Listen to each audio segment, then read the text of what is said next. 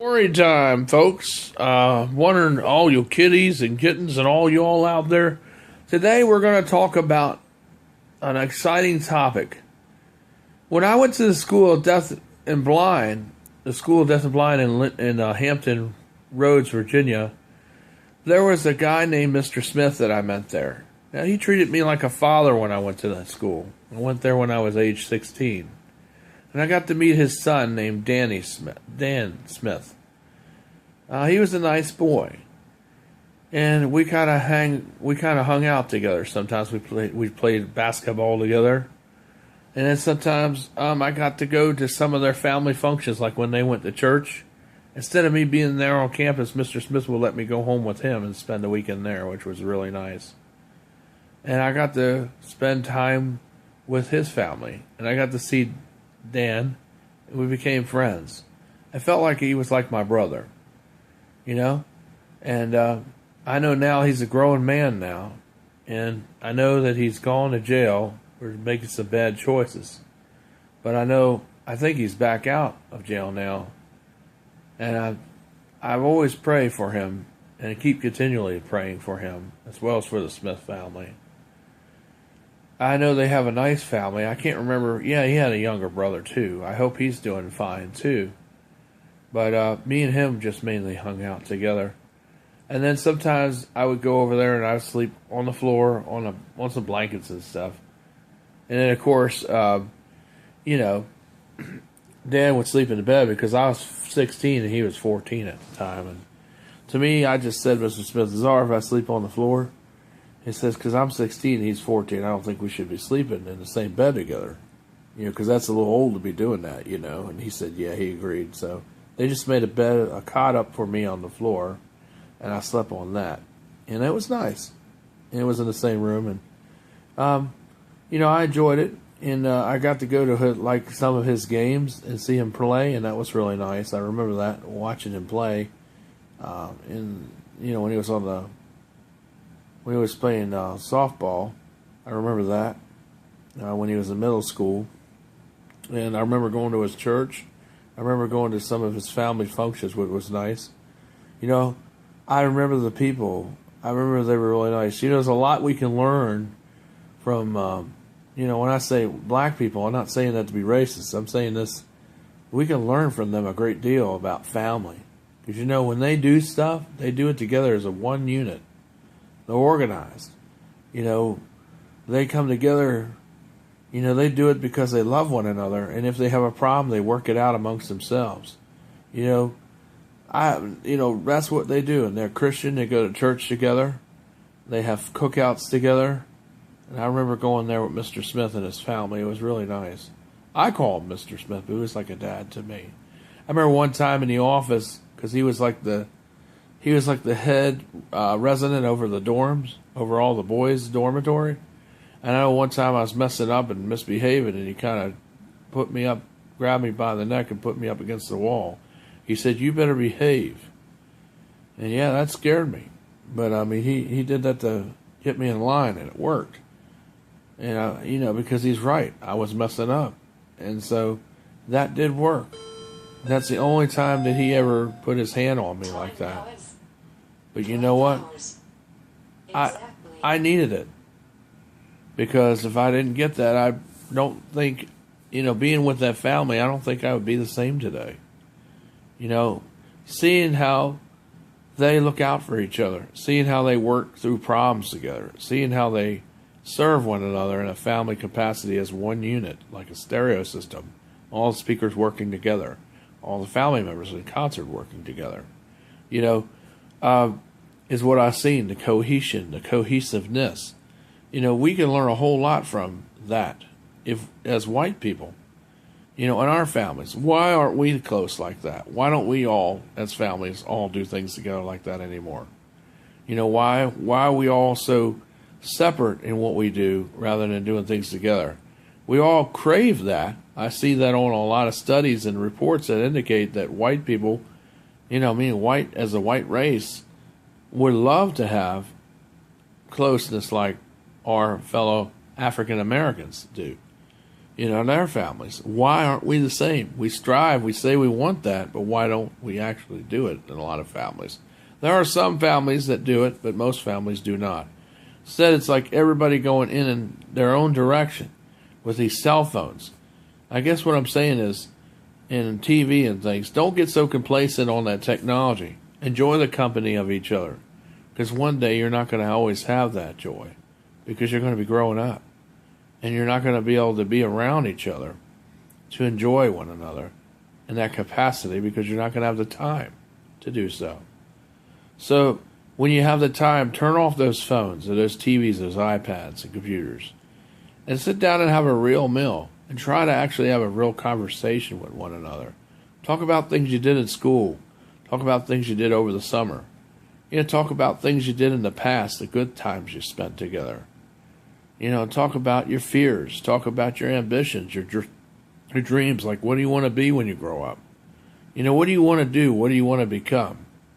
How do you want to serve in a capacity that helps other people while you glorify God at the same time?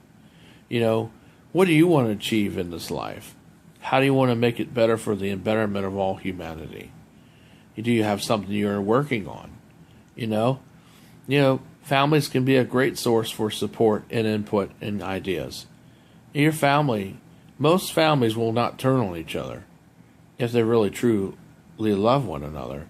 They'll work together and help you with any endeavor that you have, as long as it's not where you're breaking the law or causing harm to other siblings in the family or to yourself. They'll help you in any way they can, because that's what families usually do, because they love one another. And that's what I learned from the Smith family in Hampton Roads. Spending time with them, seeing them outside of the school of Hampton Schools for the Deaf and Blind, seeing Danny, spending some time with him, playing, basketball with him some. That was fun.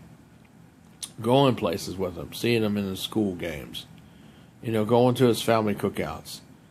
I remember all of it, and I still pray for you, Mr. Smith, and your family. I hope you're still married to that lovely wife that you had, because she was nice. I hope you're still married to her, and I hope that both of your boys, your sons, are doing fine. I know he's out of jail now. Tell him I said hi.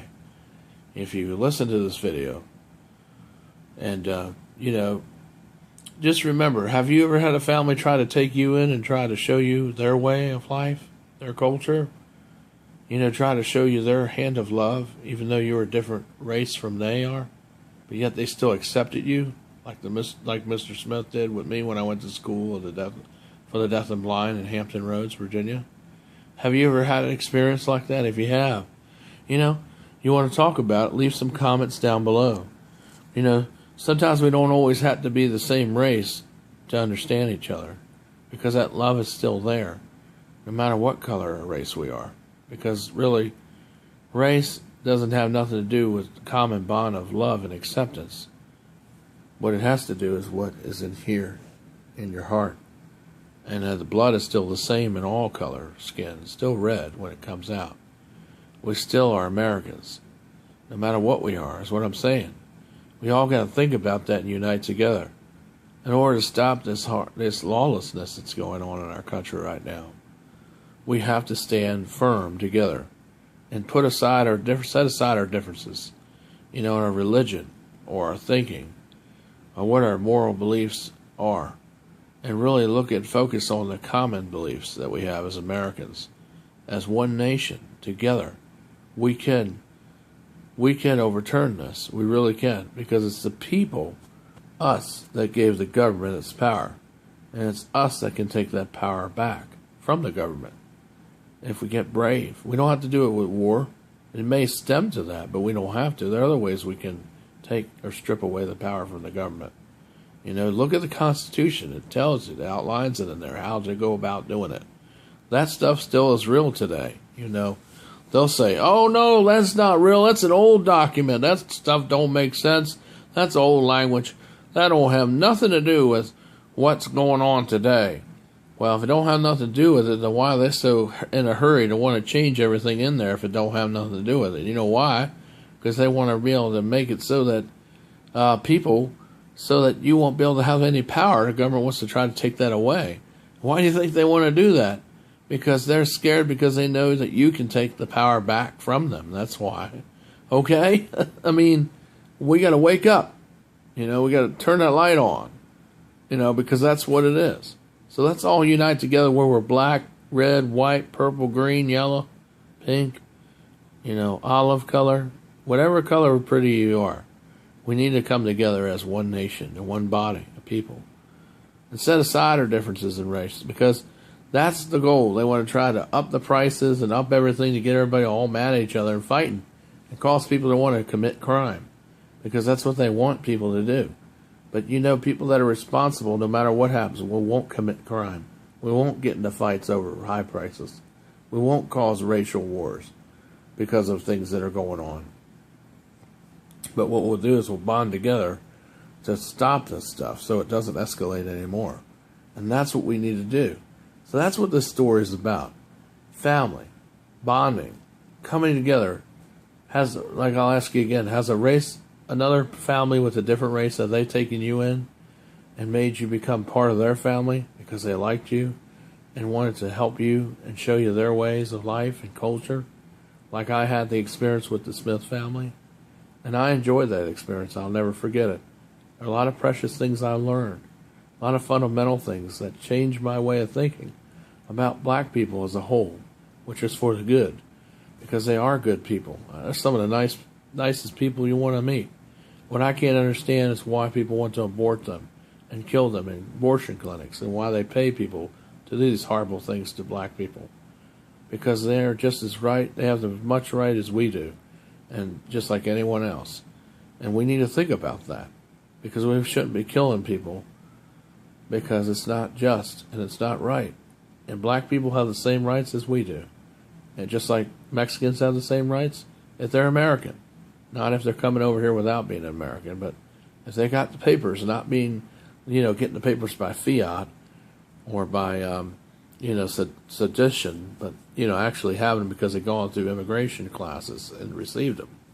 And they adopt to our ways and culture and life, and they know our history, and they really want to be citizens of America, then they can become one of us. But if they're just being it by fiat or by amnesty, that is not true how you become a citizen of the United States. In some ways, they have a lot more rights than we do. And that is wrong, because we should have more rights than they do because we are Americans. So, think about that, folks. I know a lot of people have different views on a lot of things, but we really need to think about the common core of things, what the truth is, and not what our opinions are. And really look at history and learn it and read it. Study up on it while you still can, while it's still available out on the web and in your libraries before they take it out of there. And if they, make copies of it so you can share it with other people. So when they do, you can still educate other people and show them the history because you have a copy of it. All right, it's Mikel DeSilvis. I hope you enjoyed today's story. I'll see you tomorrow with another update on Tuesday. Preacher Corner will be coming up. And then Wednesday we'll do lesson 26 in Revelation. And that'll be chapter 14 in Revelation. Okay? All right, love you for now. Subscribe down below, and please donate if you can. Donate and show your support in any way you can, and get involved. New Hunter Church of Christ is Mikel DeSilvis, pastor and evangelist, talking about the story and epitome of a family and what relationships and behaviors can impact your life, the rest of your life, especially when another culture or another race takes you in as one of their own and accepts you as part of their family, like I had with the Smith family. I'll see you later. Bye for now. I hope you'll enjoy the story, because it's all true.